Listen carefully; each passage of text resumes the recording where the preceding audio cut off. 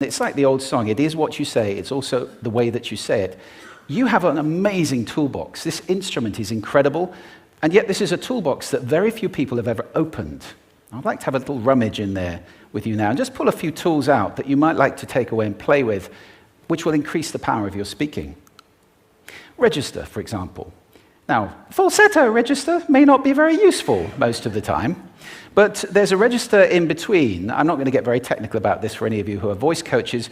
You can locate your voice, however. So if I talk up here in my nose, you can hear the difference. If I go down here in my throat, which is where most of us speak from most of the time, but if you want weight, you need to go down here to the chest. You hear the difference?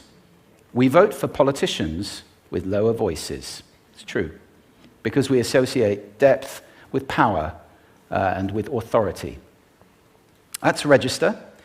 And we have timbre. It's the way your voice feels. Again, the research shows that we prefer voices which are rich, smooth, warm, like hot chocolate. Well, if that's not you, that's not the end of the world, because you can train. Go get a voice coach. And there are amazing things you can do with breathing, with posture, and with exercises to improve the timbre of your voice. Then prosody. I love prosody. This is the sing-song, the meta-language that we use in order to impart meaning. It's route one for meaning in conversation. People who speak all on one note are really quite hard to listen to if they don't have any prosody at all. That's where the word monotonic comes from, or monotonous, monotone. Also, we have repetitive prosody now coming in, where every sentence ends as if it were a question, when it's actually not a question, it's a statement. And if you repeat that one over and over, it's actually restricting your ability to communicate through prosody, which I think is a shame. So let's try and break that habit. Pace. I can get very, very excited by saying something really, really quickly, or I can slow right down to emphasize. And at the end of that, of course, is our old friend, silence.